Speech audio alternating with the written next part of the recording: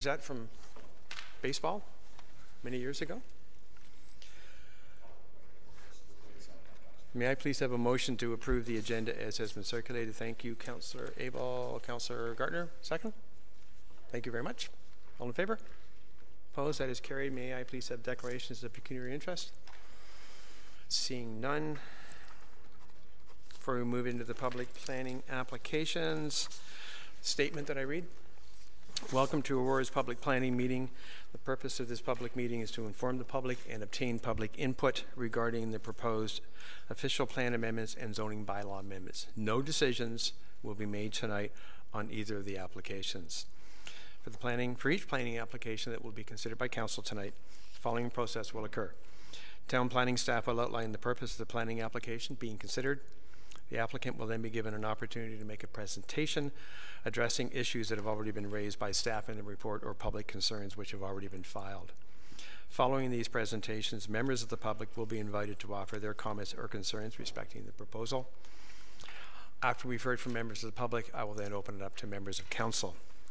Once we've heard from the members of the public and the council members, we will be completing a comprehensive report which will be prepared and presented to a future general committee meeting. It will assess the merits of the application before us and will provide council with recommendations for consideration. It's very important that the town receive the correct names and addresses of individuals having an interest in the planning applications. Therefore, if you plan to speak to council this evening, or if you wish to be notified of further council or committee meetings concerning the application being considered, you must complete one of the green interested party forms that Linda is holding up, and please return it to Linda before you leave this evening. Under the Planning Act, the applicant or residents have the right to appeal any decision of council on a planning application to the Ontario Municipal Board, but you must verbally express any comments or concerns here tonight or submit them in writing to the town prior to council adopting an amendment. The Ontario Municipal Board may dismiss all or part of an appeal made in respect of an application. This public meeting is being audio and video recorded. Your name, address, comments, and any other personal information are being recorded according to the Municipal Act and the Municipal Freedom of Information and Protection of Privacy Act. This will help our town clerk prepare accurate minutes and to create a record that is available to the general public, including the town's website. Questions about this collection should be directed to the town clerk, Town of Aurora. I will now ask the Deputy Town Clerk to confirm that notification to the public has occurred as required by the Planning Act. Madam Clerk. Thank you, Mr. Mayor. Respecting item 1, application for zoning bylaw amendment, 257-8461 Ontario Inc., 15356 Yonge Street, Lot 13 and part of Lot 14, registered plan 246, file number ZBA-2017-06, related file number SP-2017-05. On November 2nd, 2017, a notice of complete application and public planning meeting was published in the Aurora and Aurora Abandoned newspapers and given by mail to address property owners within a minimum of 120 meters of the subject lands. A notice of public planning meeting sign was also posted on the subject lands fronting Yonge Street. Respecting item 2, application for official plan amendment and zoning bylaw amendment, Biddington Homes Aurora Inc., 46 St. John Side Road, part of Lot 86, Concession 1, file numbers OPA-2017-06 and ZBA-2017-08. On November 2nd, 2017, a notice of complete application and public planning meeting was published in the Aurora and Aurora Abandoned newspapers and given by mail to all addressed property owners within a minimum of 120 meters of the subject lands. A notice of public planning meeting sign was also posted on the subject lands fronting Yonge Street. Public meeting notification has been provided in accordance with the Planning Act. Thank you very much, Madam Clerk. I will now ask the Director of Planning and Building Services to begin with the presentations. Mr. Ramuno. Thank you, Mr. Mayor. As is our practice, we'll have our planner, Jeff Healy, provide a brief overview of the first item.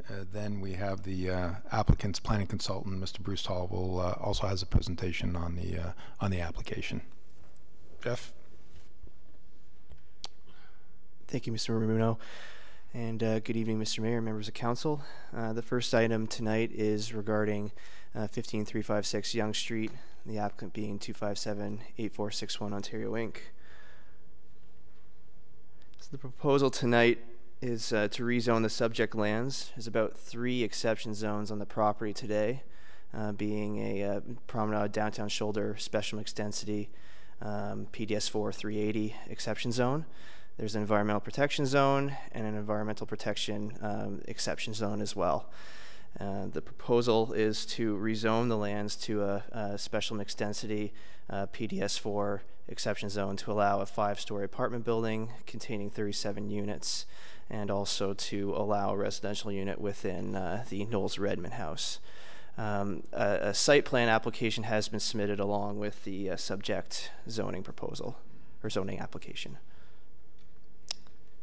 To give council and the public a bit of context as to the site today, you'll see to the north of the subject lands, which are outlined in red, the lands to the north of the Hillary House. The lands to the south are existing commercial uses, also a Part 4 designated heritage building, and existing stable residential uses. To the east is the existing Our Lady of Grace Catholic Church. And finally, to the west is additional existing stable residential uses. So in the official plan, there's 3 official plan designations on the property. The first being the Promenade Downtown Shoulder area, which allows for a variety of commercial uses, including specialty shops, offices, restaurants, and more residential uses. The Promenade General designation promotes the conversion of our existing commercial plazas into more of a mixed-use type of development. And then a small segment of the lands are currently designated private parkland. So in the official plan map that you can see here, the entire eastern half of the lands have a downtown shoulder promenade designation. The western half of the property has a Promenade General official plan designation, and then the extreme southwest corner of the property has a private parkland designation as well. So in the zoning bylaw, currently within the zoning bylaw, the PDS 4 380 exception zone allows for 5 townhouse dwelling units and the retention of the existing heritage building on the property. And the proposed application is to allow for a 5-story apartment building containing 37 residential units and the retention of the Knowles-Redmond house as well. And just to provide council with a little bit of context as well, back in 2009, there was a planning application that was approved by council as a zoning amendment to allow for 5 townhouse dwellings and the retention of the existing Knowles-Redmond house. And this is the zoning that's in place today. And then the proposed zoning is essentially to make a minor adjustment in the lines to the PDS 4 exception zone to allow for the proposed residential apartment dwelling, and then to maintain a portion of the environmental protection lands in the western extent of the property. Furthermore, there is the Northeast Old Aurora Heritage Conservation District Plan, which the property is also within. That means the property is designated under Part 5 of the Ontario Heritage Act. This covers the neighborhood more on the eastern side of Yonge Street, being comprising of streets such as Catherine Avenue, Spruce Street, and Center Street. This house in particular, as I mentioned before, is known as the Knowles-Redmond house. It was constructed by James Knowles in 1907, and James Knowles actually served as he was a mason and a builder, and he actually served on Aurora's council from 1922 to 1939. The district plan identifies this particular building as a high-value heritage property, and that includes properties such as the Hillary House and the Horton Place, to the north and to the south. And as the owners have proposed that this existing heritage building is to remain and to be restored and brought back to its original prominence from the early 1900s. And just for some context as well, this is the current extent of the heritage district plan that's in place, and the subject lands are the second property north of Irwin Avenue. Just for some additional context, this is the photo of the existing Knowles-Redmond house as seen from Yonge Street. Just some preliminary comments that I'd like to identify today as far as for the subject application, things that staff will be looking at. First of all being the appropriateness of the proposed development in consideration with the existing residential uses in the area, review and conformity of the proposal in relation to the Northeast Old Aurora Heritage Conservation District Plan. We will be looking at appropriate parking, maneuvering, and vehicular access from Yonge Street. We will be reviewing environmental reports and studies to conform with the LSRCA regulation area that's also on the western portion of the property.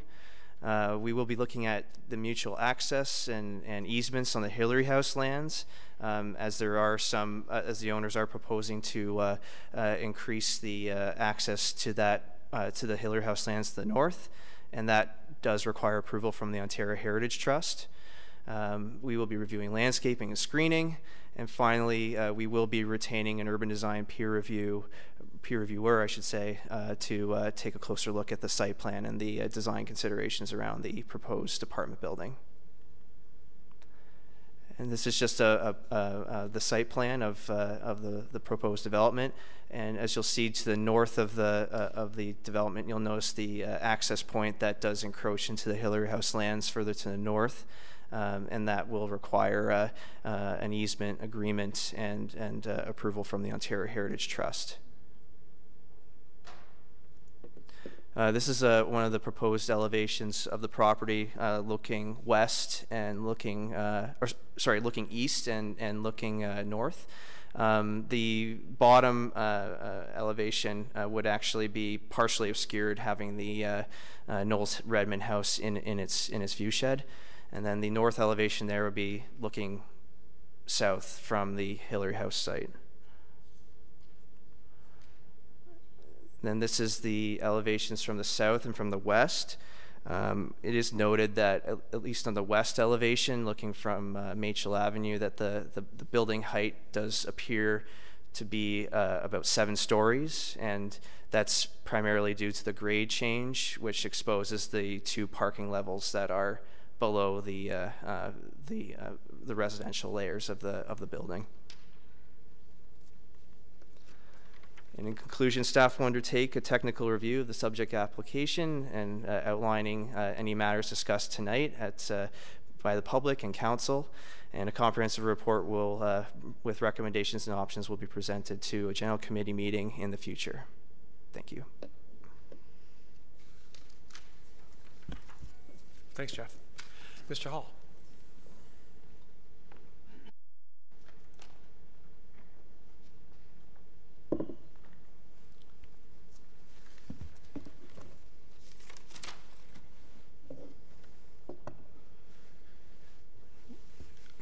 Good evening, Mr. Mayor and members of Planning Committee. My name is Bruce Hall, and I'm a planning consultant with the Planning Partnership. And I'm here tonight to discuss this proposal. I have with me Mr. Don Iafredi with One Space Unlimited, and Mr. Wayne Morgan. I'm sorry, I'm having a brain freeze. Mr. Wayne Morgan, who's our heritage consultant. My presentation will focus on several key items or areas, and bear with me, I'm going to step back in time a little bit because it warrants it with the history of this area. And we're going to just look at a timeline which briefly chronicles the history of the site and the physical growth of and evolution of downtown Aurora, and at the same time the evolving nature of the planning framework affecting the downtown, which requires and directs the character and the form of development. And we feel this is important, and looking at this timeline and chronicling as the proposed development will contribute to the ongoing evolution and development of the downtown as envisioned by the current and evolving planning framework and the objectives of the Promenade Plan, including reurbanizing the downtown, making it a more pedestrian-friendly and vibrant place, and making it a more complete community. The principles also we will look at which influenced the formulation of this proposed development and which are intended to be achieved. A quick overview of the proposed development, because Mr. Healy's already done a fairly comprehensive review, and then just the next steps that we envision. Again, he's addressed some of those. So just briefly, we have a timeline beginning with the beginning of Aurora and the surveying of Yonge Street and the township lots. And when the village of Aurora was created between portions of King and Whitchurch-Stouffville, or Whitchurch at that time. And then eventually 1888 it was incorporated as a town. And really notably was that the two of the three very key heritage properties, Hillary House and Horton Place, were constructed in 1862 and 1888. And Aurora started off as a very small village, largely focused on Yonge and Wellington streets. And these were streets of commerce and industry, residential, surrounded by residential communities. And it was a complete community at the time where people worked, lived, and shopped. So around about 1907, consistent with today, infilling was in vogue and the entrepreneurial spirit was alive and well, as Mr. James Knowles, who was a builder in Aurora, did some infilling of his own and created the Knowles Redmond House in between these two heritage properties.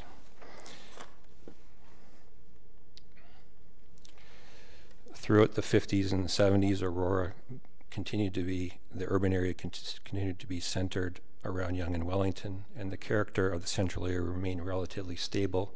And it only was until the 70s and the 80s that construction of some different forms of development started to occur, with 15390 Yonge being an apartment building of 4 and 5 stories, and the church at 15347 Yonge across the street. At the same time, Aurora itself began to grow and experience urban expansion, as shown here throughout these stages between the late 1800s and the 1970s.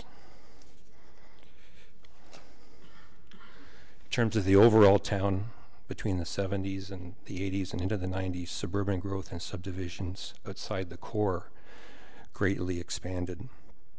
This had the effect of, unfortunately, starting to dilute the focus and the importance of the downtown as a place of industry and commerce and even residential development. It remained stable, but not much else happened. As Mr. Healy noted, there was an exception on this site. There was some development that was approved in 2009, and these were sort of, along with the apartment to the north and other developments to the south, there was sporadic downtown development. The approval at the time of this townhouse development recognized that the site was underdeveloped and that there were opportunities for infill intensification. This growth at the time was supported and encouraged by the provincial planning policy framework, including the initial PPS and growth plans. Around about 2010, or beginning much earlier, but the the town worked on the Aurora Promenade Plan, which my firm was also involved in. And this looked to try to revitalize the downtown, and the promenade plan is centered on the historic heart of the town on its two main streets, and it's a place where residents want to call their own downtown. It's the main street, it's the heart of the community. It's also a very strategic area to accommodate nearly all of the town's intensification. It has existing services, amenities, it's close to higher and lower order transit infrastructure and parks. The objectives of the Aurora Promenade included focusing on building on the distinct heritage and culture character, creating a highly mixed-use urban environment, development that would fit and enhance the character, quality, and appeal. As Mr. Healy pointed out, the site is designated a downtown shoulder and promenade general, and this encourages infill development while at the same time protecting the heritage character of the downtown. It permits apartment buildings, a minimum 2-story and a maximum of 5 stories in height.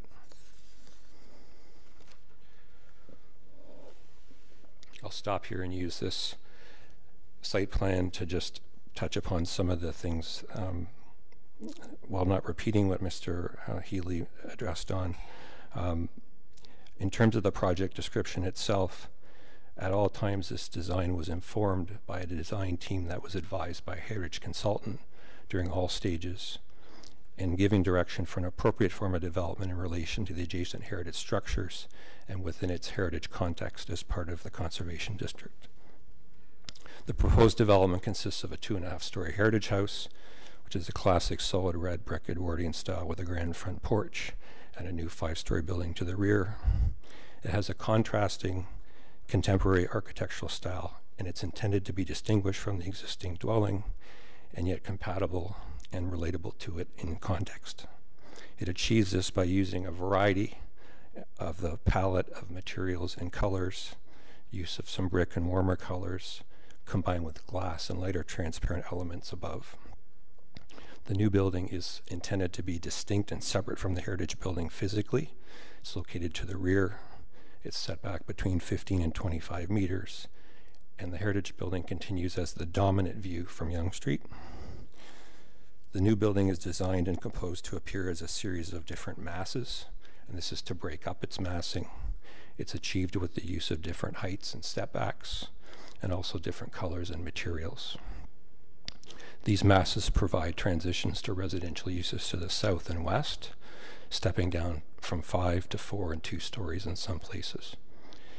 Statistically, the development includes 38 apartment suites of 1, 2, 3 bedroom layouts, 43 underground parking spaces and 2 levels of underground parking, 22 bicycle spaces for residents and visitors,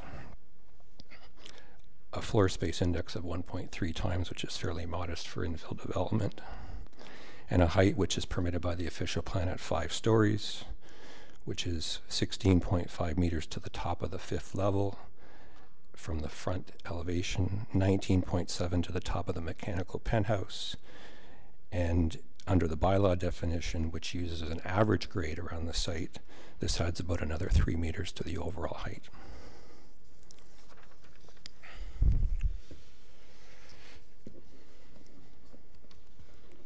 How much time? Do we have a timer going? Or? Okay. In terms of the principles, as mentioned, a number of important planning principles were influential for the proposal in terms of the way it was developed and which are intended to be achieved.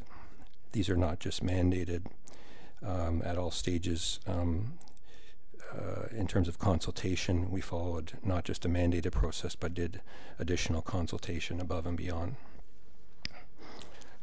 So the principles are consultation, heritage preservation, a heritage streetscape, sympathetic design and materials, appropriate built form, neighborhood transition, and overall good planning and urban design.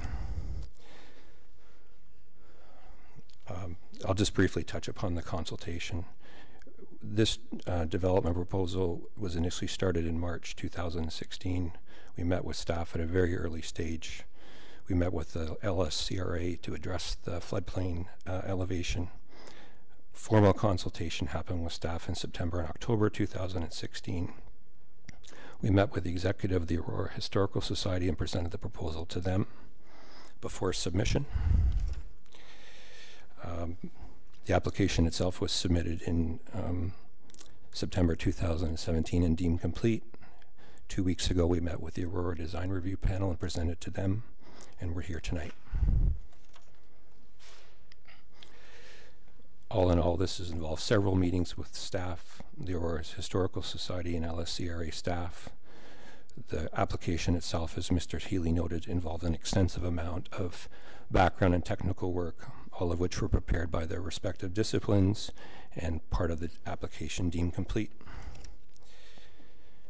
In terms of heritage preservation, this is, as Mr. Healy noted, part of the old Northeast Old Aurora Heritage Conservation District, which predates the Aurora Promenade. The site forms part of the western edge along with the Hillary House and Horton Place. And the purpose of that is to ensure that proposed changes harmonize with the character of existing areas as far as possible, as well as retaining and restoring identified buildings, having design of new development that is sympathetic and compatible with heritage resources and the character of the district while providing for contemporary needs. In terms of the Yonge Street corridor, there are several properties which have noted high heritage value, which are to be conserved, and new construction is to be located to the rear and designed to be architecturally sympathetic. There's a very specific clause noted in that document that says the future consideration by the town of alternative types of development at 15356 Yonge Street, which incorporates the heritage building, are not precluded.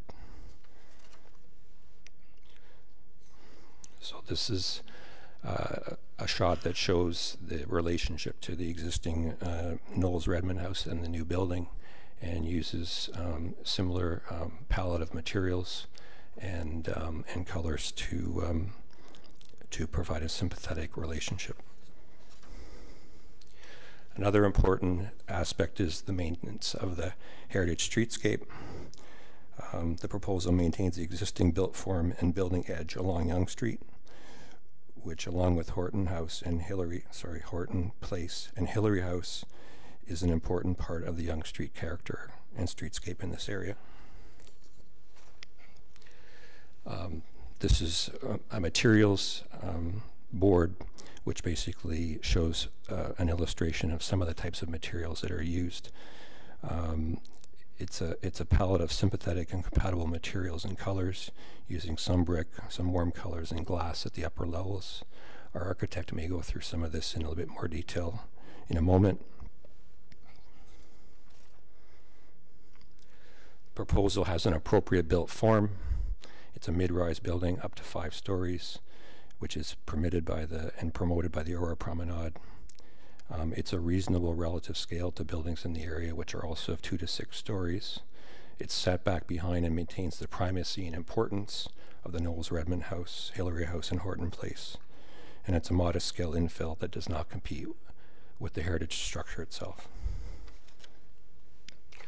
The proposal provides for an appropriate transition with building separations and step-backs and setbacks. There's significant setbacks from the heritage resources of Hillary House and Horton Place. Hillary House's setback is over 45 meters. Horton Place is 24 meters, and in that case, the building steps down towards Horton Place. All of these relationships have a ratio which is greater than 1-to-1 between the setback and its height, meaning that all setbacks are greater than the actual height of the building. The existing homes that are located along Machel and Irwin Avenue, the setbacks from the corners of these buildings are all a minimum of 30 meters up to 45 meters. And in those cases, the building has been stepped down from 5 to 4 to 2 stories of residential living units above grade. And also the northwest, the narrowest faces of these buildings are where they front onto these existing dwellings.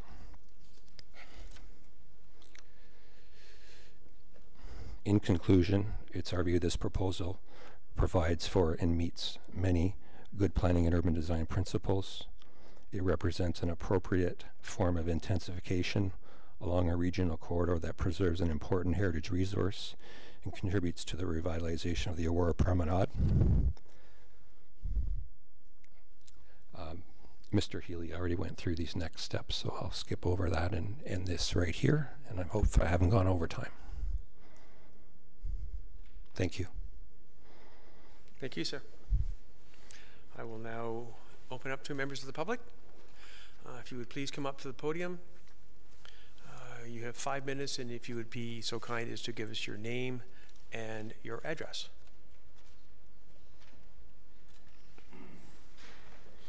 Good evening. My name is Glenn Payne. I live at 63 Machel Avenue. My property is directly at the bottom of this proposed development.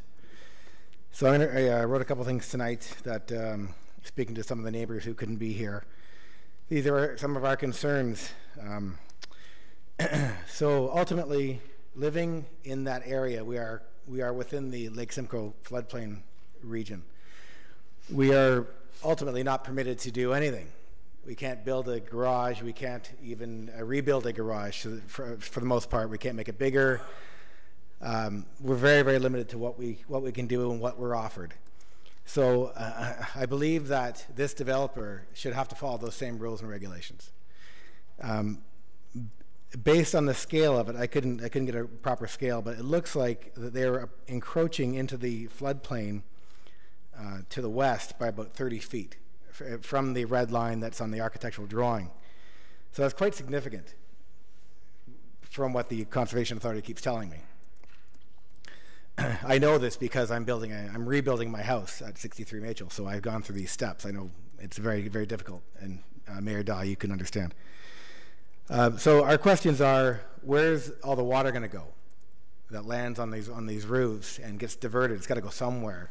I saw storage tanks on the drawing. I'm not sure if they're going to go there, but ultimately, what's going to happen? It's going to lead into the neighborhoods, the neighboring properties. It's going to elevate our water table. My water table right now is about 6 feet below grade. I know that because I dug. We have, excuse me. The proposal at the west part of the building, which is again my fence line, it's approximately 45 feet, approximately 45 feet from the fence line to the building itself, and they have said that it's about 7 stories tall. It's going to look 7 stories tall. If you can look up right now, that's 7 stories tall, and 45 feet is from here to those flags. So on a drawing, it doesn't give you that proper scale. If you stand in front of this building, you're going to be standing on a dock looking up at a cruise ship. That's how big this building's going to be. So if you take it into a baseball context, Mayor Dodd brought this up, a pitcher stands on a mound 60 feet away from the catcher. So take that into consideration, how close this is to our property lines. Now, never mind where the house is. This is to our property lines. We're out in the backyard. We're going to be staring up at these people having their coffee in the morning. So our concerns are what steps are being taken by the developer to protect our current privacy, as we're all basically single-story and 2-story dwellings at the property in the neighborhood. What's going to protect our privacy from having this enormous building overlooking us every day of our lives?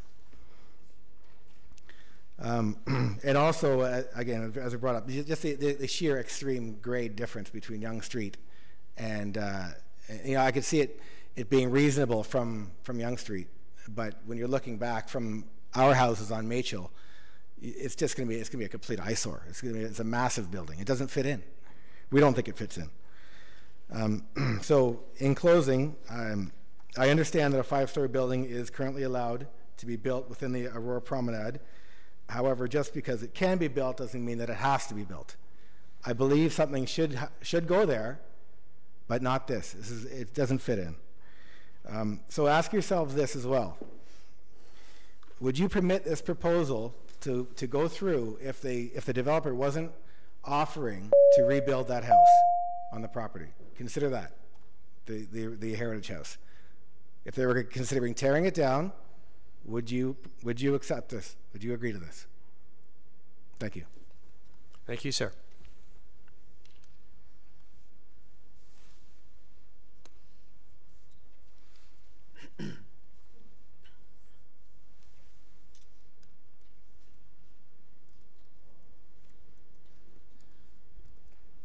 Good evening, Mr. Mayor and members of the council. My name is John Green. I live at 5 Fox Point in Aurora, and I am currently the Vice President of the Aurora Historical Society. Now, unfortunately, our President, Mr. Bill Albino, is unable to come here this evening. He has forwarded me what he would like to have said, and I will read that out. Also with me is our treasurer, Mr. Len Bulmer, who also has been involved in this for a little while, and he also would like to add to some of the comments. So if I can start by saying that the email I received from Bill Albino, basically the board is not in favor of this proposal. We did have a preliminary look, courtesy of Mr. Sprague and his partners, and we are opposed to the entry changes, for example, And the Ontario Heritage Trust has likewise expressed their disagreement based on the description of the changes they received verbally from Mr. Albino and from early conceptual drawings that were made available to Mr. Albino in electronic form. The OHT, Ontario Heritage Trust, have written a letter this week, which I have here, to indicate that they will enforce their easement, and they object to any change to the building or property that is deemed detrimental or which changes the heritage character of the site. From our perspective as well, we have also a concern with the increased density of 5 townhouses to 37 units. And as the previous speaker said and noted, it looks like from now, this is the first time I've seen this artist conception from that perspective, it is huge. So Mr. Len Bulmer would like to bring forward some points as well that we've discussed. Okay. You have to let me have the microphone there. Okay.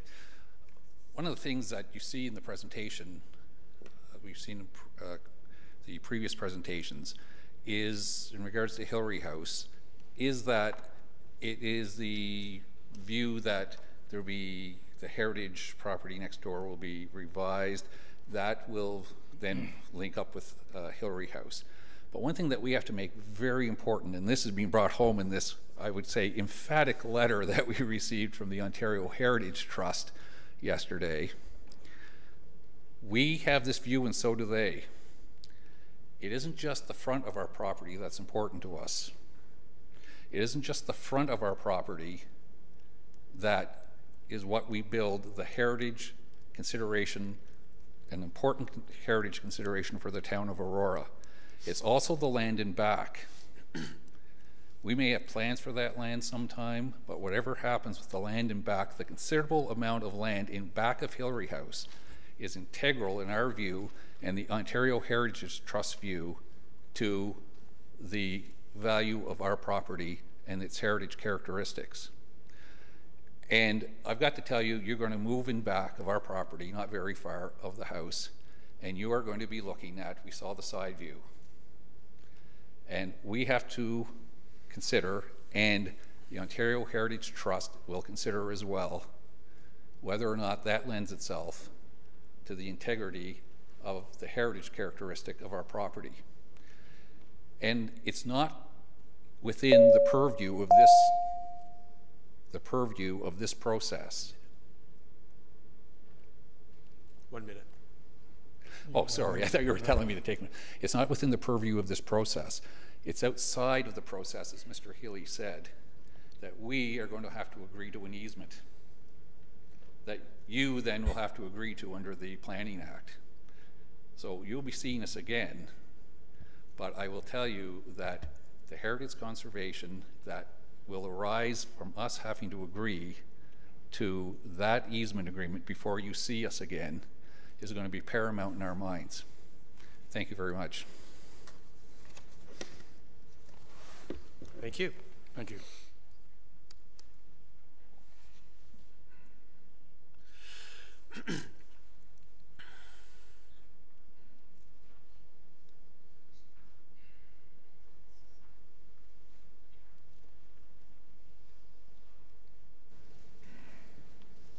Good evening. My name's Fiona Gagne, and I live at 8 Irwin Avenue. My concerns, and I think I can speak for everyone in Irwin Avenue, especially people who live on the north side of Irwin Avenue, is very similar to the gentleman who spoke first, who lives on Machel Avenue. And that is all to do with the steep drop-off in the grade. My house is the first house, the house closest to Yonge Street, so is in fact higher than some of my neighbors' properties further down in Yonge Street. But even still, the drop-off is really quite steep, as anyone who knows the area would agree, I'm sure. So we will be looking, as the gentleman that spoke first said, we will be looking at a huge building, which will appear much taller than 5 stories might seem if you were looking at it on the level. So we're concerned with that, of course, that the privacy that we now have in our back garden will go, and go in a massive way, because it's once again, a very tall building. We're also concerned about runoff for the water. So really, I have nothing new to say other than to say that our concern on Irwin Avenue is very similar to the concerns for the by the residents on Machel. And I really would like to ask you to think very seriously as to whether this fits in with the neighborhood. We're a neighborhood of small post-war houses. This doesn't fit in at all. And it's a big, as the gentleman from Hillary House said, it's a big change from what was originally planned, the townhouses a few years ago. Thank you. Thank you.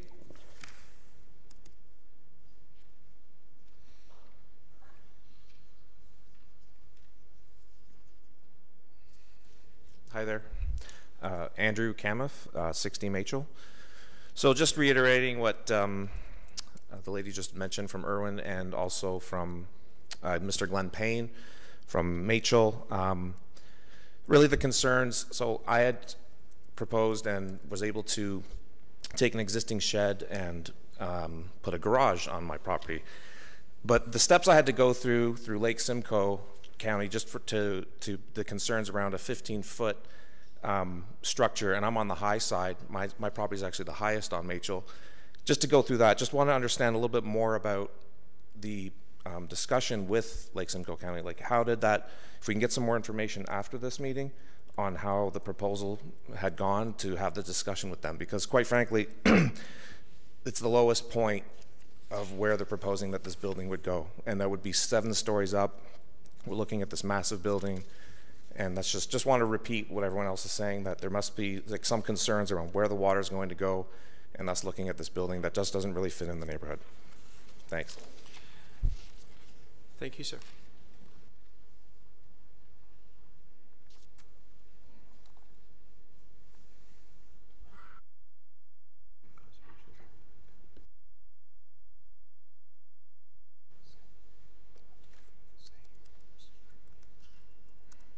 Good evening, Mr. Mayor, councillors. My name is Hugh Walker. Excuse me. I'm a resident of Machel Avenue, and you probably remember me from the Carpino development that's currently ongoing on between Machel and Avenue Road, or Yonge Street rather. During that development, there was a lot of talk about the promenade plan, and I see there was some more talk made of the promenade plan today. And it talks about a general mix of uses. It talks about resident uses. It talks about commercial uses. And there doesn't seem to be any development of this wide open spaces for pedestrians and all that that is highly promoted in the promenade plan. There certainly isn't any here. There certainly isn't any in the previous development. So that would be my first comment. The second comment, I'm just going to repeat what everybody else has said. It'll be very high building from Machel Avenue. It's not a 5-story building by any stretch of the imagination. It's a majority 7/6-story building, with the frontage being 5-story building. I think that will turn out to be quite dramatic to the properties behind there on Machel Avenue, and I don't think that's in keeping with Aurora's planning.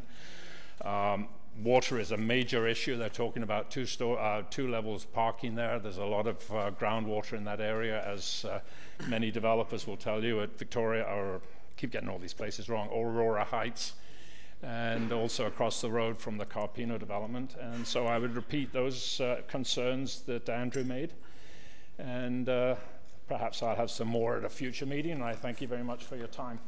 Thank you, Mr. Walker.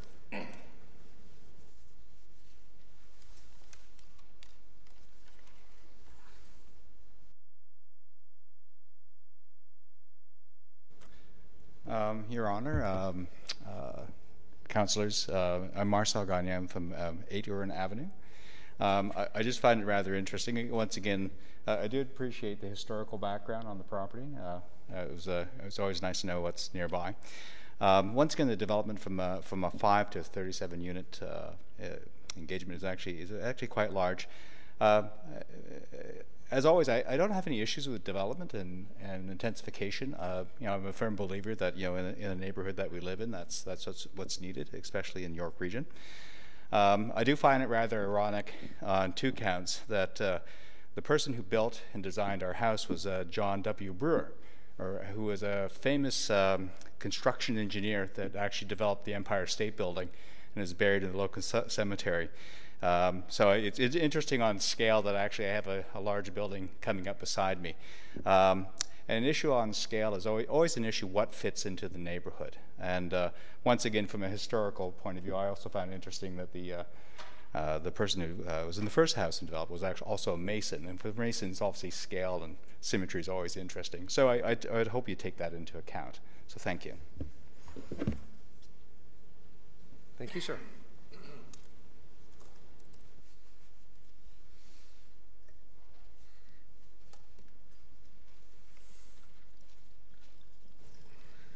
Good evening, everyone. My name is Bernam Purdat. I'm the owner of the 52 Mitchell Avenue. So I just want to repeat what the other neighbors just mentioned. This kind of building is one in a dead-end street and a small neighborhood. I think it won't fit in this kind of neighborhood. And it's not the concern is not only this building, because in future they're going to be another builder. They're going to build want to build something like this building, and at the end, all the Mitchell Avenue are going to be blocked by this type of building. Yeah, thank you. Thank you, sir.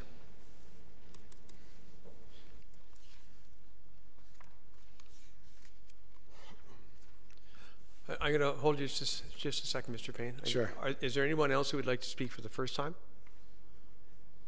Okay, if I could, Mr. Payne, I'd like to go to the proponent, just to answer some of the questions that have already come up, and then we'll certainly come back to you. Okay? Thank you. Mr. Hall? So some of the questions, massing suitability for the area flooding. Now, my understanding is that the Conservation Authority has not yet reviewed and have not issued any comments. Is that not formally? I'll start with that one then. We met with the LSCRA with a fairly advanced proposal, which had some of the grading worked out. The LSCRA, their requirement is that any openings be above the regional flood line, and I don't forget what that number is, but so there's no openings above that. Anything that even the level of the garage and the grade is above that. And the area that does encroach, the gentleman is correct, there's an area that encroaches. When you look in plan, is an area that's on piers, which sits out over top and allows water to flow through and underneath, and is above that grade, and they're concerned about damage to property and loss of life. So they're satisfied from a general perspective, yet they have to yet to conduct their full review. The Ontario Heritage Trust, we spoke with them yesterday, and I think there was a bit of a misunderstanding about what was going to happen at this meeting and if there was decisions being made, and that's why they asked for a deferral. We clarified that with them, and I believe the town did as well. I was under the impression there was going to be someone from there here this evening. We're going to be setting up a meeting with them and the Aurora Historical Society to address the matters of the easement. There is an existing easement that was granted with the permission of the Aurora Historical Society, is my understanding, for the previous development. To provide joint access, and the intent at that time was to also undertake some upgrades to Hillary House's entrance to make it a bit more regular in terms of the way that vehicles could exit that site in a safer manner. And I'm not sure if that was an informal arrangement or a formal arrangement that was done by Bruce Sprague, one of the current owners. So that's one of the reasons we would like to meet to discuss that, as well as the impact After we met with the Aurora Historical Society and we did some of the work, we actually flipped the entrance of the garage from the north side of the building to the south side of the building to minimize impacts upon the landscape and the trees, also to make for a better interface, we thought. And that came at a cost to the layout of the development, and it wasn't the preferred way to do it, but it was an effort to start to work towards a better fit. This is by no means finished. We'd like to have an open dialogue with both those groups together, and we're going to try to set that meeting up in the very near future. With respect to the height, I don't know if you're able to put our presentation up again.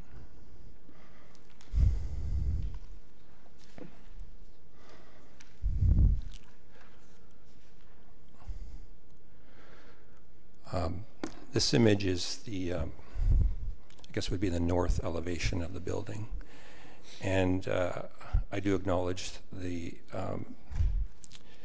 exposure of the bottom two levels, and that can be read as being 7 levels above the grade at the rear. And the intent with the stepping back of the building at that point was to minimize the mass of the building that went to the westerly face of it. And those lines that you see there are called angular planes, and those of you that are familiar with this is basically an accepted design principle to minimize impacts in terms of privacy and views. And the idea is to step back the face of the building so that the highest point of the building is not at the furthest point west. And the angular plane at the far right of your screen shows it from the Machel Avenue properties, and then the closer one is actually from our property line. And this is a principle that's embedded within the city's urban design guidelines. Same thing as shown at the front. And as I said, also, oh, it's not there. Oh, similarly, where the properties on Irwin and as well as Horton Place have less of a setback than the setback to Hillary House, the same approach was taken on the south side of the building to step back and have the building taper down towards the property line from 5 to 4 to 2 stories with that intent. Going back to the issue of meetings, we are we're an open book. We would like to meet with any of the neighbors. We'll have an offline consultation meeting with them to hear their concerns further and try to work with them in terms of trying to resolve some of these matters. Any other? We'll go around again. Thank you. Thank you. Mr. Payne.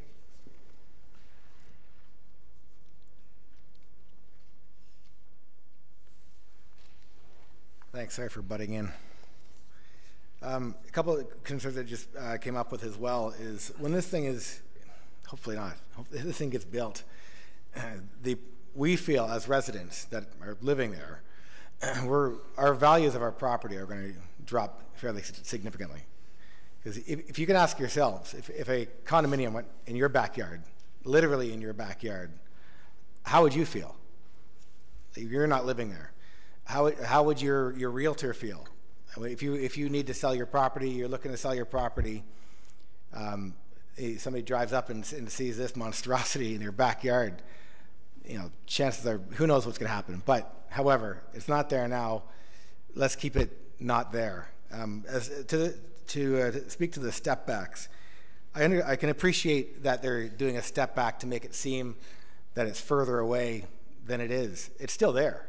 Like if it's 3 stories at 45 feet and another 10 feet away is the rest of the stories of the building. It's still there. It doesn't make it disappear.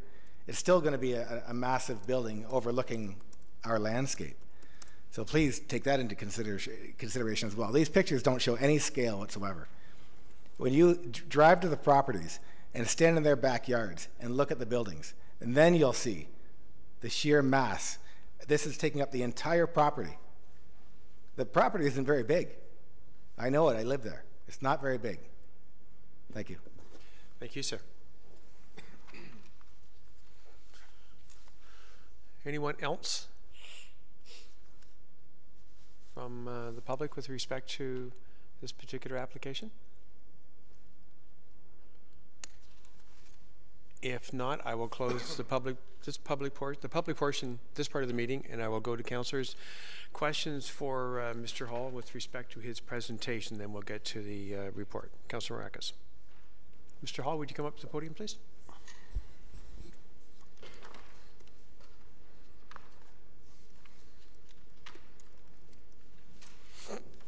Thank you, Mr. Chair. Through you to the proponent. This property is already approved for a 5 townhome unit block and 1 unit dwelling, so six units altogether. I'm just curious, why was that not developed in that manner? Why put forward something and come forward with something that, as we're finding out, doesn't really fit when you have something that's already approved and does fit? I don't know if you recall, I think I dealt with the same question at the meeting where we were requesting to receive this approval. My understanding is that the owner, Bruce Sprague, had gone through a process with many builders and developers to try to make that project happen, and I can't tell you the exact reason why, but he spent out quite a bit of time trying to make it happen. I think I also said at the same time there was a time when this property was under contract with the town to look at some kind of community facility, and that went on for quite some time, and then that deal expired, and then some of the changes that happened with respect to the promenade and other provincial policy changes prompted him to have a look at maybe a different type of development that might be more palatable or favorable for the development community. Councillor?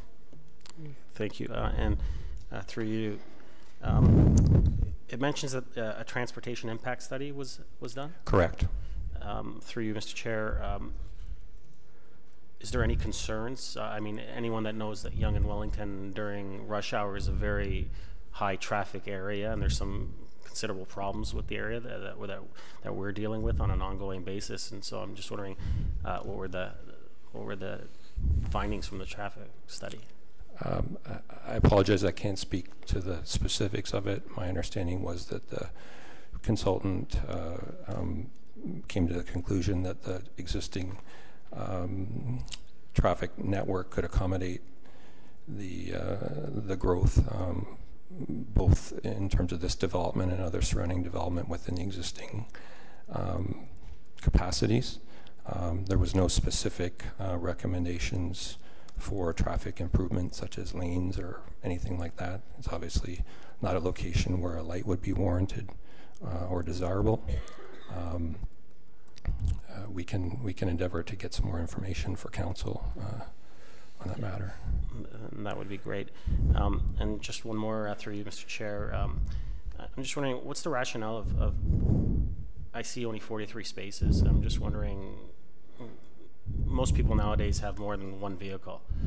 And so I'm just, isn't there not a concern? I mean, my concern would be that Machel and Erwin would end up being used as a parking lot for the residents that live in this new proposed building.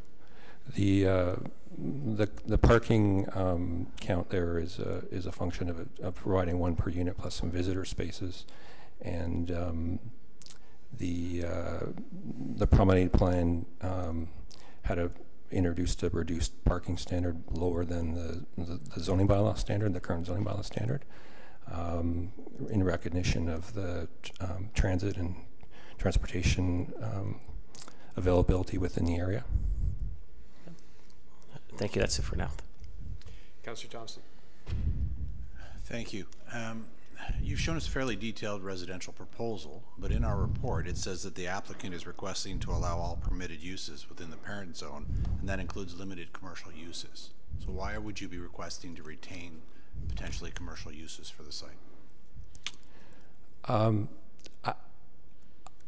believe what the intent is relates only to the house. If at some point in time there's a desire through the process that we should look at a commercial use of that property and not to discount that. And then actually that came up at the design review panel. There was encouragement from them to look at that use as a non-residential space. I don't know that there's any other intent for anything other than that. So in the designs you proposed up to date, are there any, is there any parking provided for commercial uses?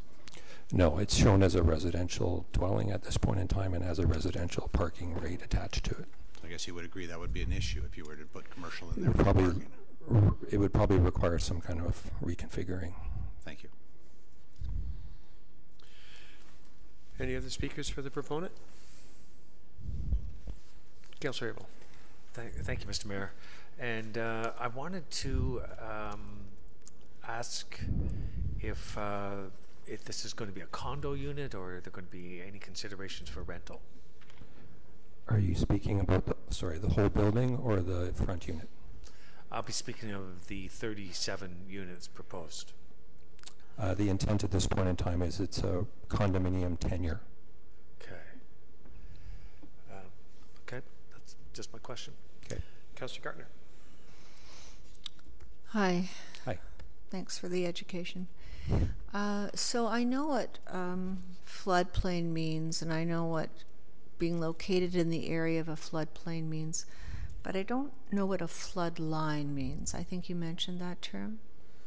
Yeah, the regional flood line is considered to be the worst case scenario, if you like, where water would come up to, and it's a 500-year storm event, I believe. Thank you. Any other questions for the proponent? Thank you, Mr. Hall. I'll Thank close you. this portion of the meeting. If someone would please put the report on the floor and we'll discuss that.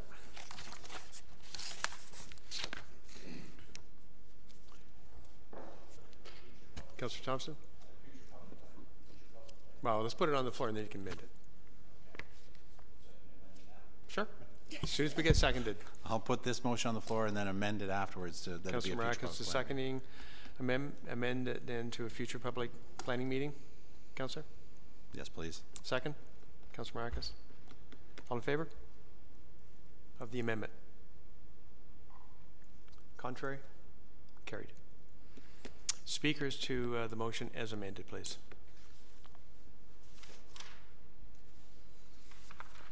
Councillor Gartner. Thank you, Mr. Mayor. And I remember when we were talking about giving the 5 townhouses and keeping the single detached home.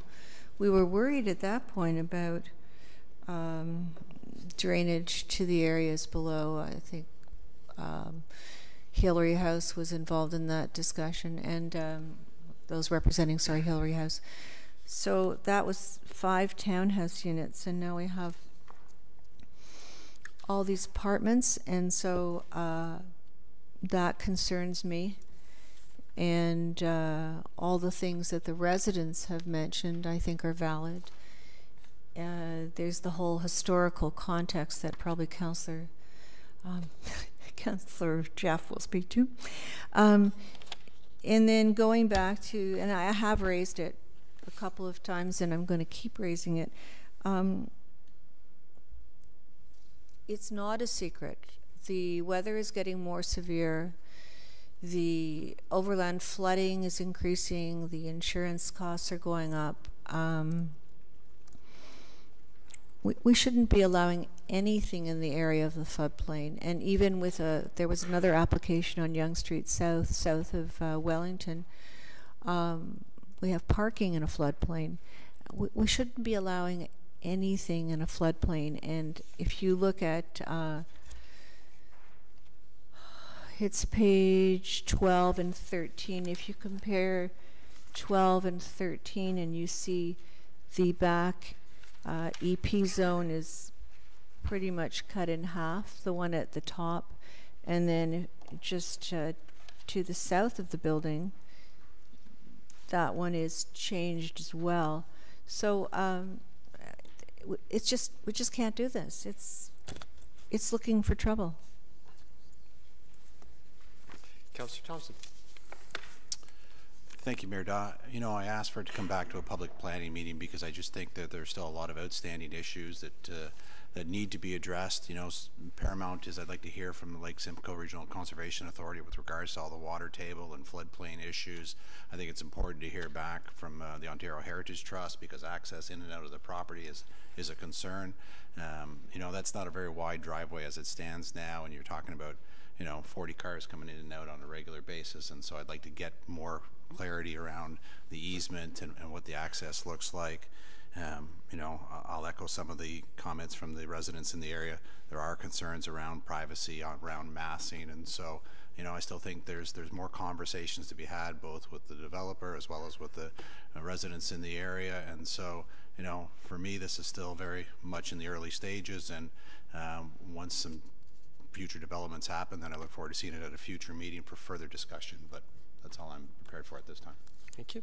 Councillor Abel. Thank you, Mr. Mayor. And, you know, it's the third major development at the Yonge Wellington. There's the one that was south with United Church. I mean, the similarities of the massing and the concerns on the neighbors are so similar. What troubles me is that this council approved the one south, and, you know, I don't see a whole lot of difference with the concerns that the residents have brought up. I will say that I oppose the one, but my concerns at that are very similar to this one. The massing, the impact on the stable neighborhood. But, you know, the developer has his right to maximize his investment, and that was the case south. But I can't support this. There's a lot of issues that were brought up, and they've all been mentioned. But I will say that I'm rather impressed with the model, how it looks with the design. It's really kind of, it's got some good colors and glass, and it breaks up, and I'm really impressed with that. I wish we had that in a few of the others, but it's just the whole scale, and I would like to encourage that that be drawn down, way down, and the considerations of the historic impact, which was very similar to the one on Temperance, the impact on that neighborhood, and to listen and work with our neighbors and in that neighborhood, which I can only hope happens in this case. But you know, I feel that it's not appropriate, this kind of a size. So I'm only supporting moving forward to another planning meeting in the hopes that this really changes. These are exact same words that I said before. But you know, of all the things I did like, the design was really intriguing. Thank you. Thank you. Councillor Tom. Thank you, Mayor Daw. And I voted against the amendment to bring it back to public planning because for me, after reviewing the report and reviewing the presentation, I think there's, for me, too big of a gap between where I'd like to see this property go and what would be coming back to us at a planning meeting. So I'll be voting against bringing this back, and I'll be voting to refuse the application. The current zoning, and I know this is specific to maybe some of the site is kind of oddly shaped, but this current zoning has a height maximum of 12 meters. They're asking to double that.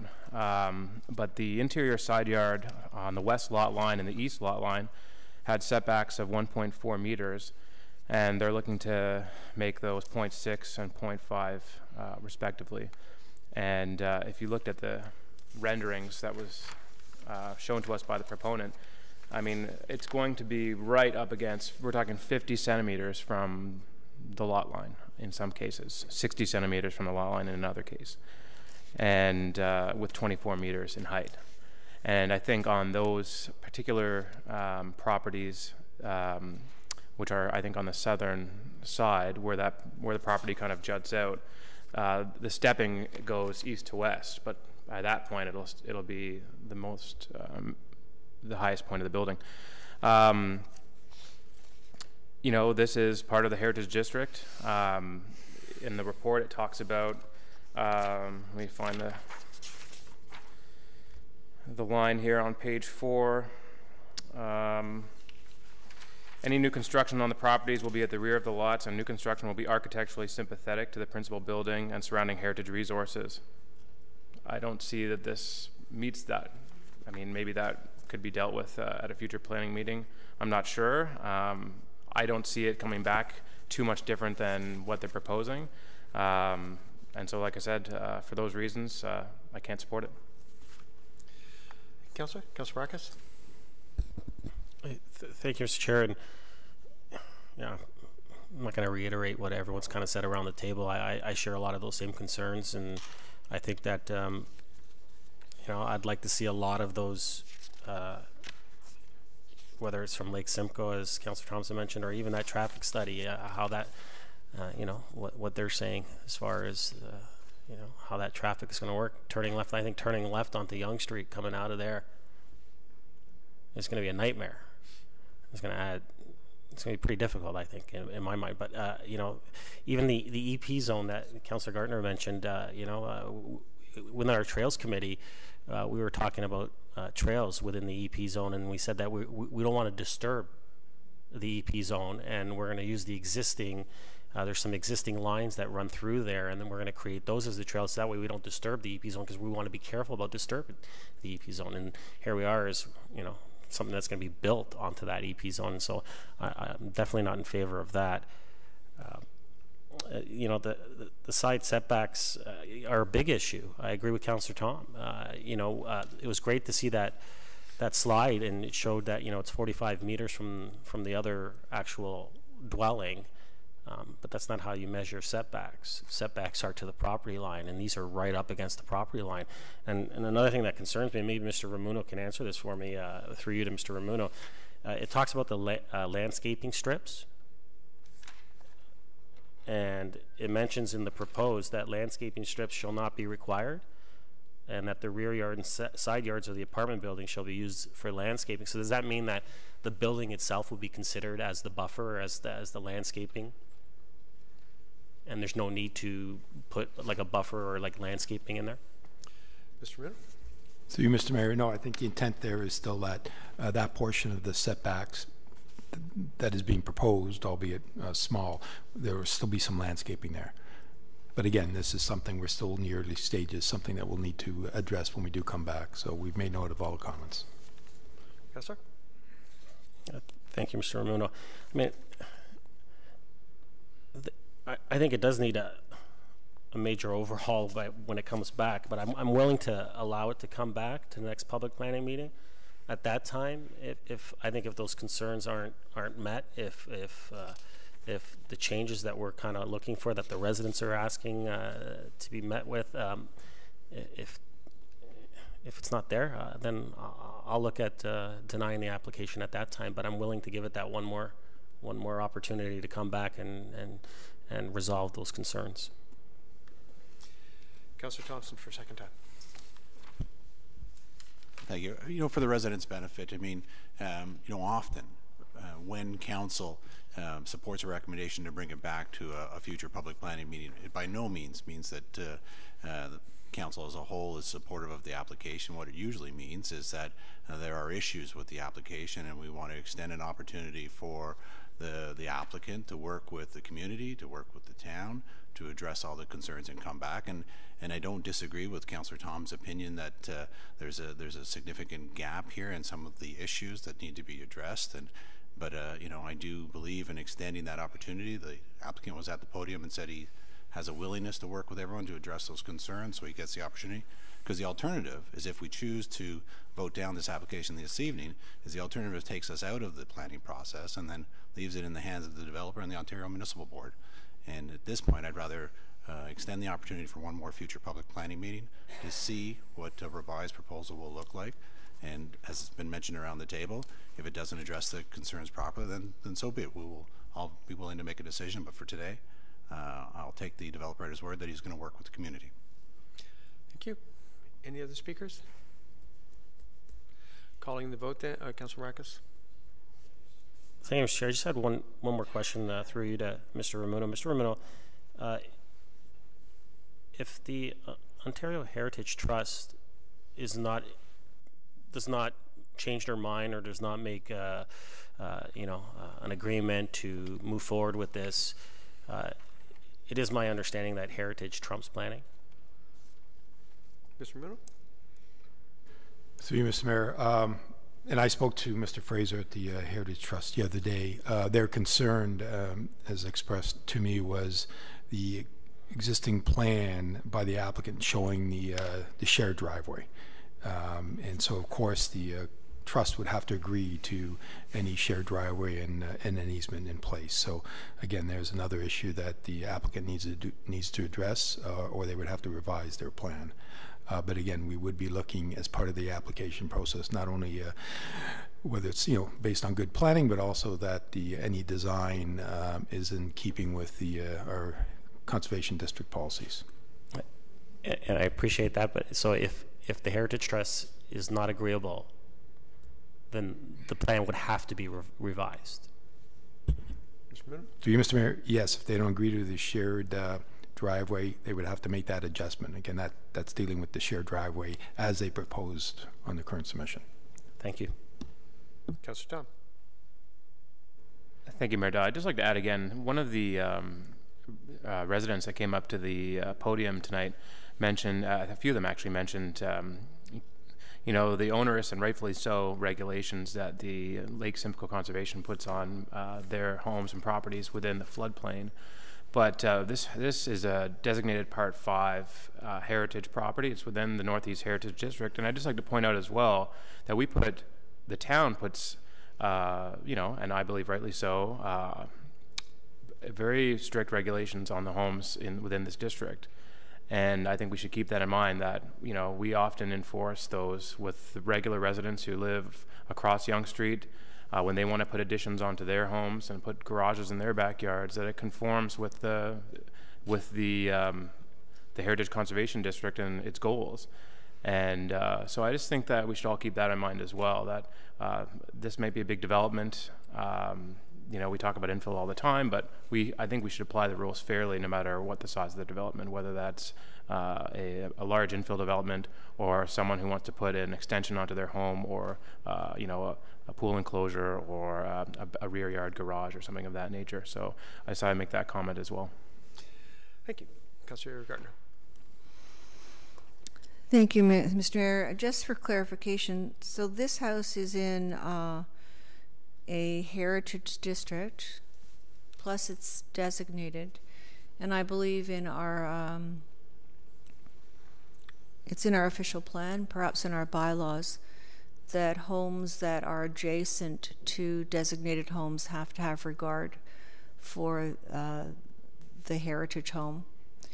So with respect to Ontario Heritage Trust, the landscape with respect to everything, could they just say, apart from the shared driveway, could they just say no? Do they have that authority to say no to what they may consider a drastic alteration?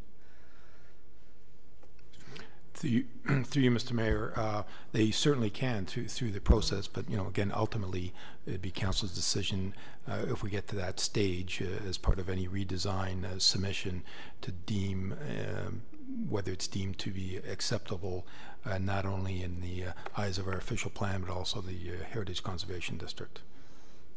Thank you. So to the applicant, we have the Ontario Heritage Trust, the Society. We have Lake Simcoe, and we also have residents who have issues with this proposal. So hopefully when you come back to us, you'll be bringing something that keeps all of that in mind. Thank you. We'll be using our tablets to vote. So voting for or against the motion as amended, which is to bring it back to a future public planning meeting.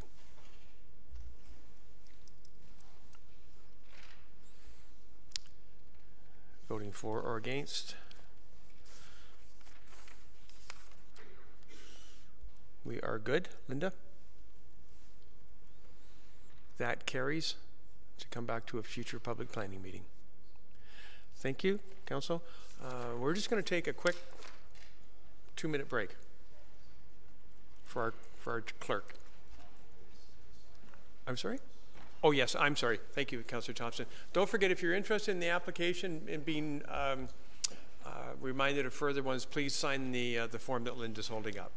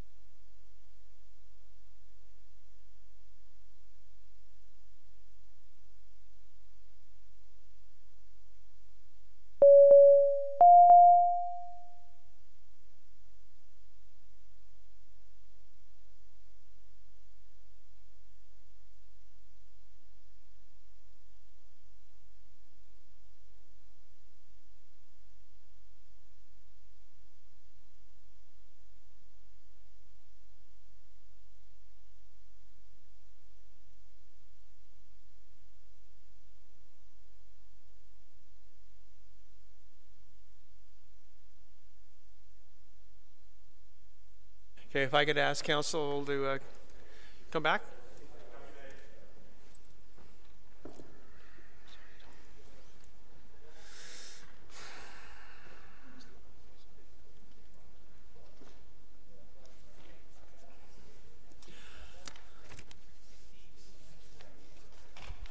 All righty, we are back in session. We'll move to our second item, please.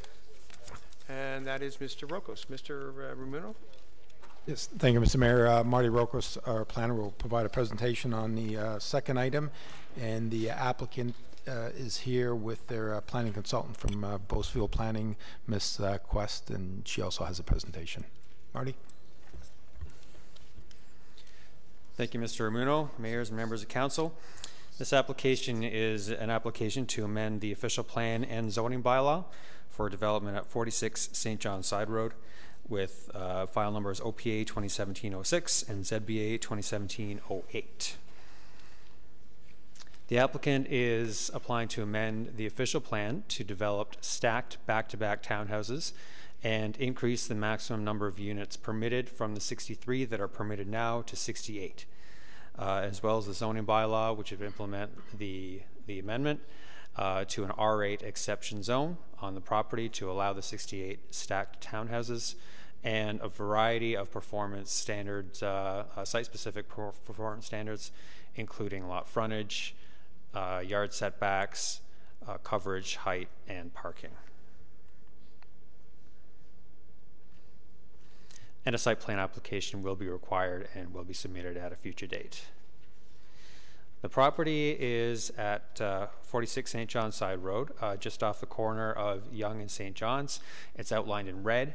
To the north of the property is the Hadley Grange retirement home. And there's also the Greenland system that is to the east of the property, and that's the Tim Jones Trail that runs north-south next to the property as well. The application will be reviewed for consistency with provincial, regional, and municipal policies. So the official plan amendment is right now the official plan is Stable Neighborhoods Site-Specific Policy Number 1. That's a policy that was approved originally in 1991. This site was part of a development application along with the neighboring retirement home. It was for the retirement home, as well as on this property a 4-story apartment building with 63 condominium units in it.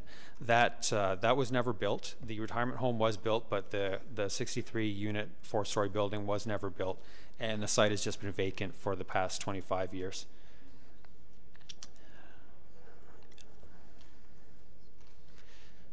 Here you can see the official plan designations.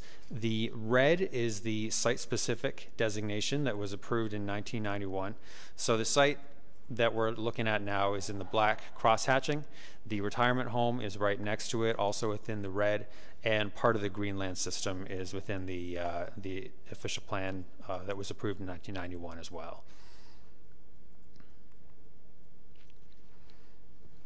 The subject property is zoned first density apartment residential, and the proposal is to change that to a townhouse zone. And right now the apartment building is with a maximum 63 units is proposed. And here's the zoning map. Similar to the official plan map, it shows the residential zone as well as parts of the property being in the environmental protection zones. This is a conceptual site plan. Like I said, the site plan hasn't been submitted yet, but this is a conceptual plan that did come with the applications that we have tonight. It's basically 3 blocks of townhouses with a total of 68 units. They're back-to-back stacked units. Block 1 faces St. John Side Road, which is on the south. Block 2 is in behind it, and Block 3 is the closest one to the retirement home. There's a driveway that goes through the property that's in the gray shaded area. That's in the same location as the existing driveway. And when this site was originally approved for development, that driveway was intended to serve both this site and the retirement home. So that has remained, and that easement was put in place to protect access. The parking is under each of the blocks, and there's more parking alongside the driveways, and that's a total of 96 parking spaces for the 68 units. Stormwater will be dealt with on basically where it says, where it shows the swim up on the northeast part of the property, and the parts that are east and north of the blocks are within the Greenland system. And here's some elevations that came with the application.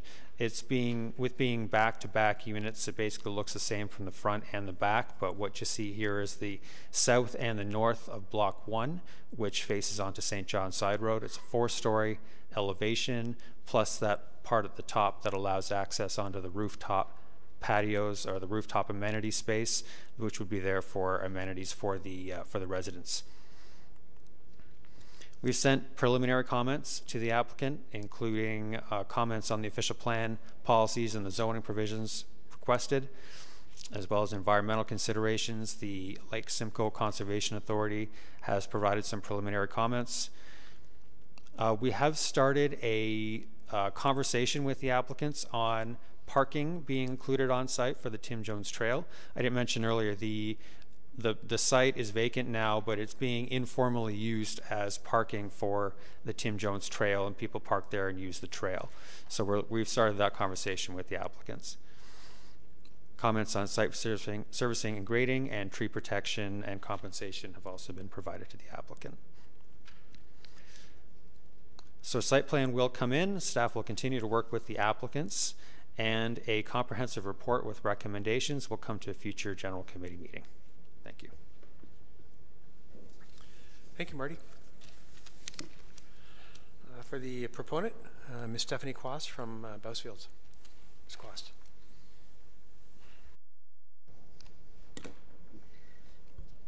Good evening, Mr. Mayor and members of council. My name is Stephanie Quast, and I'm a planner with Bousfields, and we have been retained by the owner, Beddington Homes, to assist in bringing this application through the planning process. So Mr. Rocco's covered off a couple of my slides, so I'll move quickly through and go from there. So as we know, the site is northeast of Yonge Street and St. John Side Road. It's about 2 acres in size. That's the site there in the greater context area. So we have the retirement home to the north, the Mackenzie Marsh to the east, residential to the south in the form of singles and townhouses, and directly west is a smaller commercial property. Again, as Marty mentioned, the site is designated stable neighborhoods, as well as has public parkland and environmental protection designations towards the northeast. As well, it is subject to site-specific policy 1, which permits a 4-story apartment building with 63 residential units. This image is the zoning schedule that is a part of the site-specific zoning bylaw. And through the town's new comprehensive zoning bylaw, the zoning has changed to an RA1. They're RA2, but essentially the exception remains, which permits a 4-story building with 63 units. On this image here, it is a copy of the approved site plan from 1991 for the site. So here you can see the retirement home built to the north and the building envelope of the 4-story building that is approved on this site today.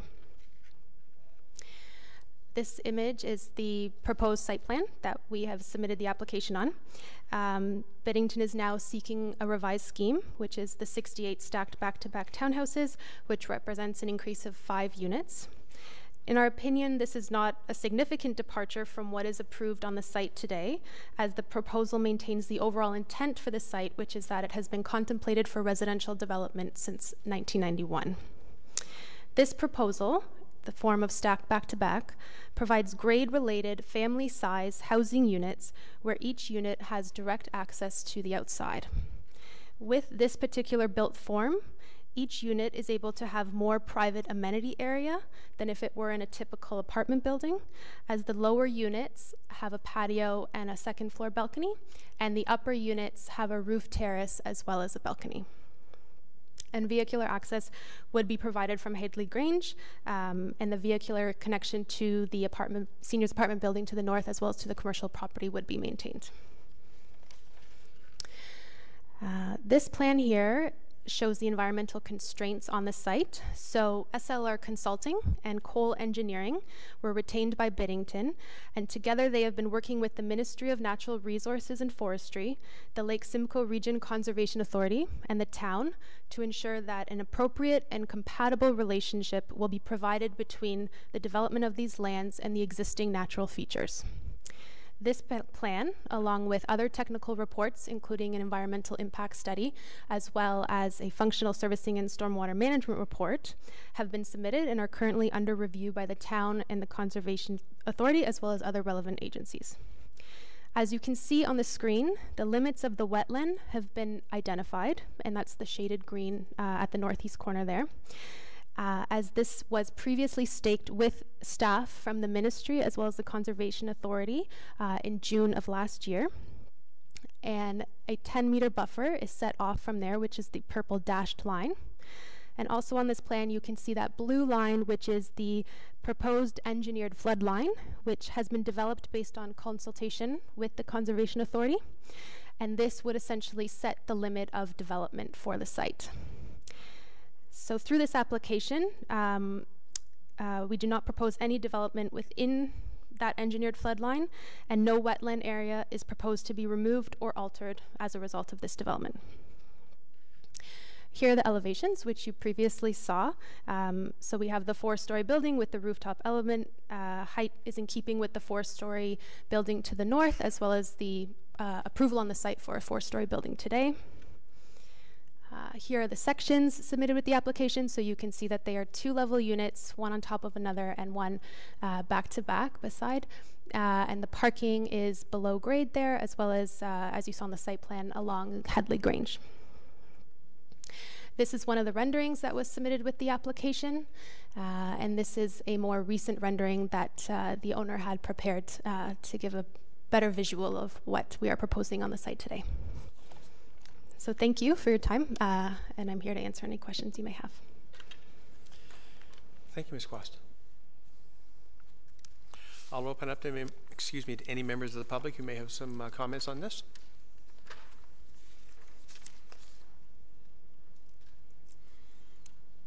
Seeing no members of the public who are interested in this application, I will close that portion of the meeting. Councillors, comments or questions for Ms. Quast with respect to this application? Ms. Quast, would you come to back to the podium, please? Councillor Marcus. Thank you, Mr. Chair. Through you, could we put up that one slide that showed the engineered flood line and the proposed development? This one? Yes, please. Yeah. Thank you. Through you, Mr. Chair, is there any way that you could possibly relate to us what the original approved apartment building, what space it would have took up within that drawing? So I don't have an image which has that exact overlay, unfortunately.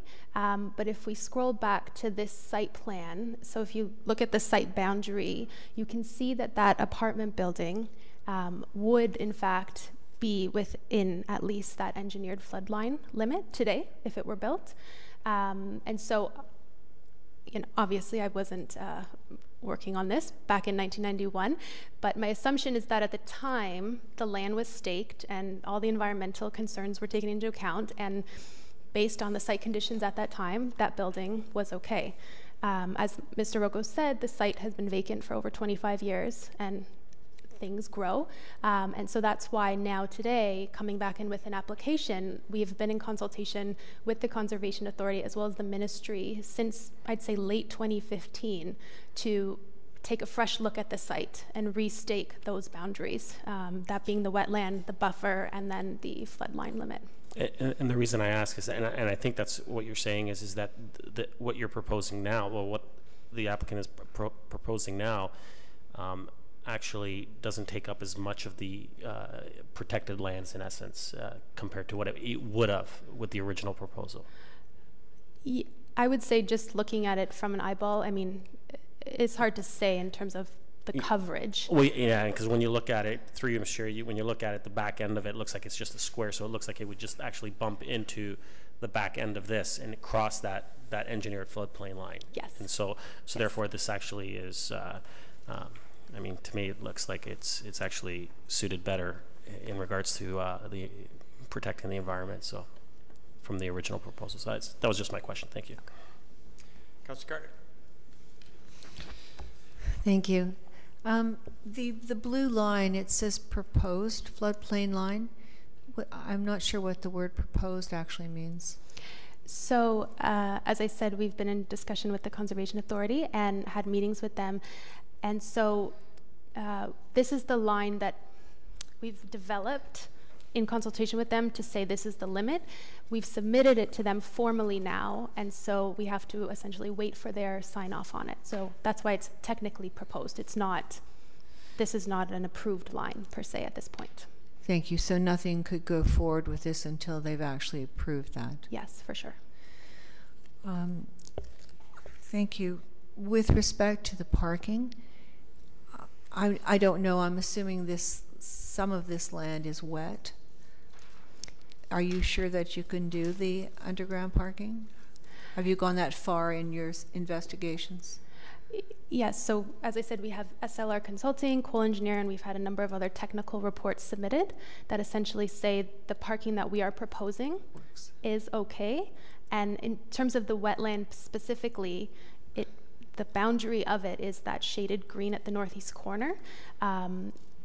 So, you know, we've submitted the reports, we have our reasoning, and they will be subject to review from the Conservation Authority and whatnot. And so we're assuming it will be okay, but we have to wait to see what they say. Mm-hmm. So that's the other thing that would be a make or break, would be whether or not you can do the parking, because you certainly can't park on Yonge or St. John's Side Road. No. Councillor Thompson, Councillor Tom. Thank you. I just wonder if you can comment. I noticed that in the report, while there are 68 dwelling units, there's actually only 64 units underground. And so there's not enough underground units to cover, for the parking, yes, sorry, for all the dwelling units itself. So obviously some people won't have underground parking and will be forced to park above grade. Yes. But is there any particular reason why you can't accommodate at least one space for every unit underground? I think it's just a function of how many spaces we can fit underneath those building blocks, because we're not proposing to build under the road per se, so we're not expanding the underground building envelope into that condo road in a way. So I think it's just how many we're able to fit under there. Thank you. Really, yeah. Councillor Tom. Thank you, Mayor Daw. My question is with respect to some of the comments that that Marty brought up in his presentation, which was the parking for currently unofficially patrons of the Tim Jones Trail. We'll use that as a place to park, to use the trail. Will that be contemplated by the developer in terms of allowing residents to park in that area? Yeah, so at this point, the owner is willing to engage in those discussions with staff, and that would be our next step now that we've formally submitted to have those meetings. Thank you. Councillor Marcus. Thank you, Mr. Chair. Through you to the proponent. I'll ask you what I asked the last one. I notice you've done the transportation impact study. I'm just curious to what the findings were of that, as this is another area that during rush hour is sometimes very difficult. And I'm wondering if the proposed exit going on to St. John's is going to be a full access intersection. So we have proposed a full access intersection there. And in terms of the traffic counts that were done, in terms of the morning hours, there would be 26 additional trips, and the evening would have about 34 additional trips from this proposed development. So from a traffic perspective, our consultant finds it appropriate, but again, we've put that to the town and their staff are currently reviewing it. So we'll have to wait for those comments. Okay, thank you. Any other comments for the proponent? Seeing none, I'll close this portion of the meeting. Thank you very much. And if someone would please put the staff report on the floor. Councillor Tom, thank you. Second. Mr. Marcus, speakers please to the report. Councillor Gartner. Thank you, Mr. Mayor. Through to Mr. Muno. Mr. Muno, can you look on page 11? There's a peninsula of land we have as EP, environmental protection. And it looks to me that the townhouses are proposed to be built on that land.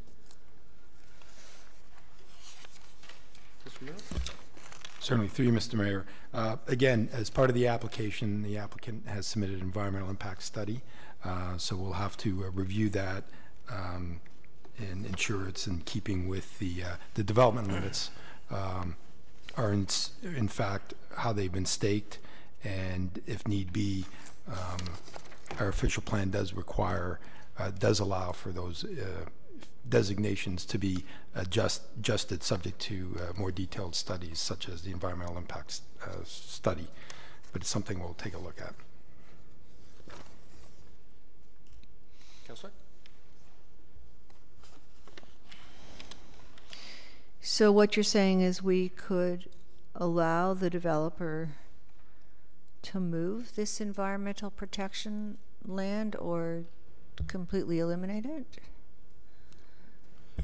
Through you, Mr. Mayor, no. The environmental impact assessment will identify the actual, what the extent of the features and what is developable. They've already prepared, as we've seen, that proposed map, which indicates the buffer areas, the extent of the features. So that will be reviewed by staff as well as the Conservation Authority, and in this case, I think the Ministry of Natural Resources is involved as well.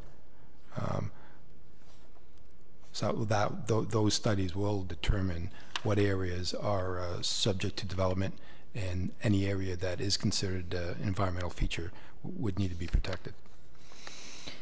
Thank you. And could you, maybe I'm wrong about this because it's hard. It would be great if we could have all of these as overlays, but maybe I'm wrong about this. Is the way the design is shown now for Block 3, is that in that EP area? Through you, Mr. Mayor. Again, I'm sorry, I'm on page 13. It says Block 3. But I don't have the overlay of the environmental protection area, so I can't really tell. No, understood. And that's something that we have to take a look at, and it does come up, and I've mentioned this to Council in the past. Our official plan designation maps are done at a very broad scale, and they were done a number of years ago, and individual studies, didn't occur on each individual site, but the official plan does allow for, again, more detailed review of those features. So you're correct. If you're trying to superimpose our official plan map on the concept plan as submitted by the applicant, it may appear that a portion of what is shown as EP or parkland in our official plan may seem to encroach, but again, we'll have to rely on the detailed environmental work and the comments we get back from the authority and the ministry. Councillor? Thank you. And it's not the parkland that I'm concerned about, particularly it's the environmental protection area. And it's, I don't know how the mapping was done before. This is a pretty specific area with a pretty specific and strange shape. So I think it may stand. Who does the environmental assessment? Is it the town or the developer? Mr. Again, please? Pardon? I didn't catch that. I just wanted to know who does the environmental assessment of. You said it's an old map, which which I'm assuming was done by the town. Our maps, correct. So our official plan maps. So as part of the application, the applicants are required to submit all the background work, and in this case, they've submitted environmental studies. Our staff will review those as well. We have a third-party environmental group review the applicant's environmental work. Thank you. Councillor Thompson. Thank you. Mr. Muno, on page 6, we have a table for the zoning requirements. And just in regards to the parking, I'm just trying to understand the thinking. If this was an apartment building, the parking would be 1.5 units, 1.5 spaces per unit. But as a townhouse, the parking requirement's reduced to 1.2 spaces per unit. So, you know, what's the rationale behind the thought that less cars are required by people who own a townhome than live in an apartment building? Through you, Mr. Mayor, that 1.5 space requirement was the old requirement in our zoning bylaw, and it was applied to the site-specific application back in '91. So that was the rate in our old zoning bylaw. But as we've seen, and through our own official plan update, we have approved a lesser parking rate for specifically apartment units. And in this case, the applicant is proposing 1.2 spaces per townhome dwelling unit. Again, they've submitted a traffic and transportation study, and so it's something that we'll take a look at. But we are seeing reduced parking rates for most apartment buildings and even stacked townhouse type of development. I guess it's just an observation then, or a comment that, you know, given the remoteness of the area, there's no other place for owners or visitors to park other than on this property. They certainly can't park on St. John's or Yonge Street, and so, you know, I guess it's a little bit of concern. You know, if I were to drive around even the townhouses that are at the Bayview and St. John's corner, the Daniels Corporation development and stuff, I see very few of them that only have one car as well. And so I can't imagine what the price point is on these, but I really doubt that you're going to have one-car families owning these properties. And so then where else they go? They don't have enough underground, so they're already using above ground for the units. You take winter in effect, you take whatever. There is a little bit of concern with regards to the parking. Councillor Abel. Thank you, Mr. Mayor. And just more or less a comment on two things. One, that if you superimpose over the environmental protection, and I think Councillor Gartner brought it up on page 11, the one apartment that was approved in 1991, I believe was over part of that environmental plane. Of course, Mr. Ramuno, you've explained that it's an old map, and once they get down there, they're going to refine and fine-tune that line. Block 2 looks to be a little smaller to take that into consideration, and I thought block 3 in my mind was completely free, as was 1. You know, and we've seen at St. John's and Bayview on the northeast corner, where they're building right now, that was an environmental protection area there that had to be considered when they did that. John Westway and Wellington is a very similar sort of idea. So, you know, they're all in the same boat, so it'll be up to how that is all figured out by the conservation.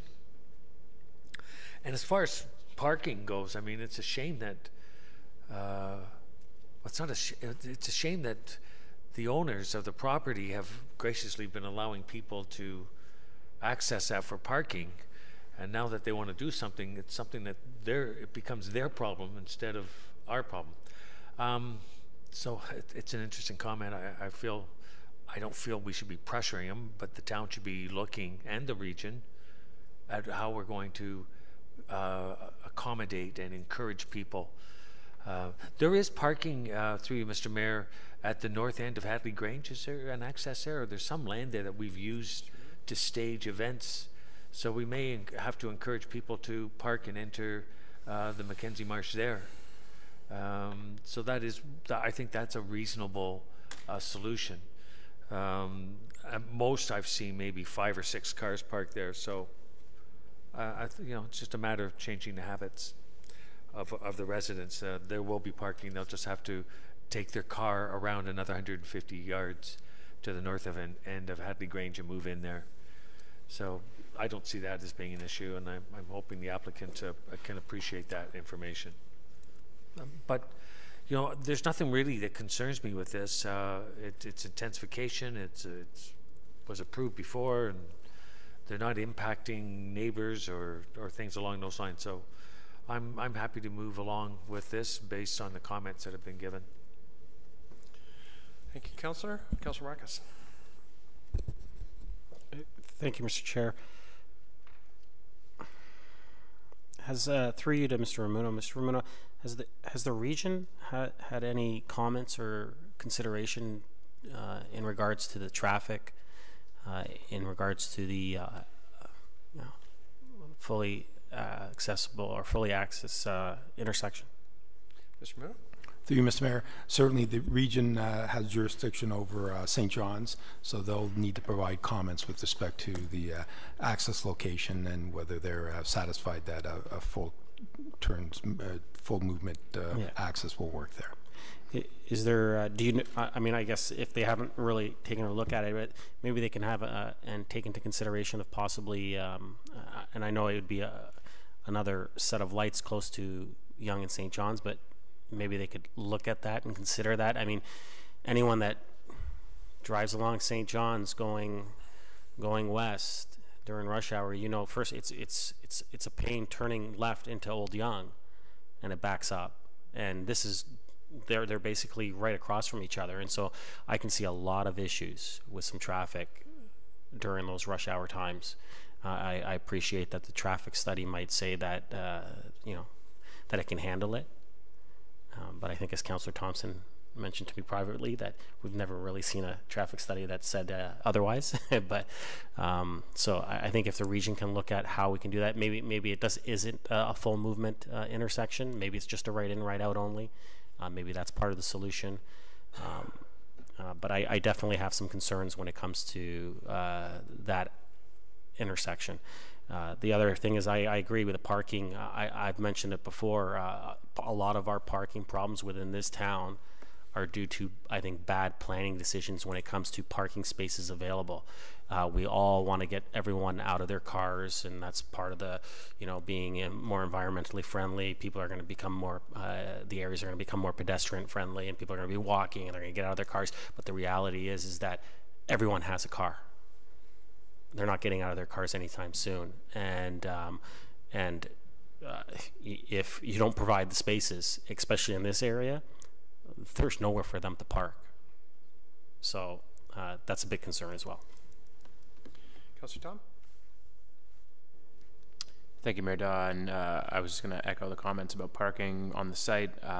You know, these developments not too far from Town Hall are townhomes. I know they're not stacked townhomes, but they are townhomes, and often they have 2 spaces for each home. There's a space in the garage and then a space on the driveway. And if you go pretty much any time of day, there's always cars parked on the street because most of the units have more than 2 cars. They have 3. And so I agree. I think we have to look at parking for sure. So that's just a comment, and hopefully it can be addressed when this moves forward. And then in reference to, I think Councillor Abel made reference to the fact that the comment that was made that you know, if there could be provisions made for parking for the use of the Tim Jones Trail, if you don't ask, you don't get. So if the developer is willing to work with the town to provide parking for that access to that trail system, then I think we should absolutely work with them to do that. Certainly won't be something I would hold up as a stopping point for this project, but I just think that we should look to work with developers where it makes sense to provide parking for this trail system and provide an added amenity for not only the residents who will be living there, but residents who enjoy that trail from all over the town. Councillor Gardner for a second. Just for clarification, through you to Mr. Muno. Mr. Muno, the motion is to come back to a to a general committee meeting. So if that passes and it comes to a general committee meeting, will we have a definitive answer from Lake Simcoe and the region before we look at it again? Through you, Mr. Mayor, we certainly will. I won't bring back a report with the recommendation without the Thank you. review being complete and all the comments being satisfactory. Councillor Abel. Thank you, Mr. Mayor. And you know, I see the traffic as a challenge. Anyone who's gone on St. John's Side Road and is heading west and wants to go south in Old Yonge, or comes out of Old Yonge, it's a challenge. got to pay attention.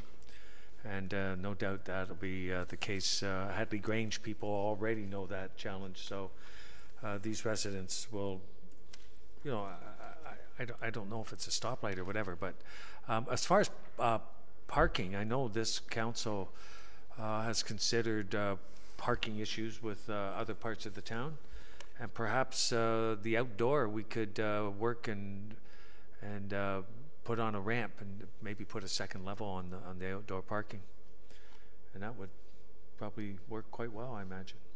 So just a thought. We would accommodate our residents and visitors that come to walk the Tim Jones Trail and enter at that spot, and would provide additional parking for visitors for the pressures that they may have in their townhouse developments. Thank you, Councillor. Seeing no more comments, we'll use our tablets to vote. Voting for or against the motion on the floor, please.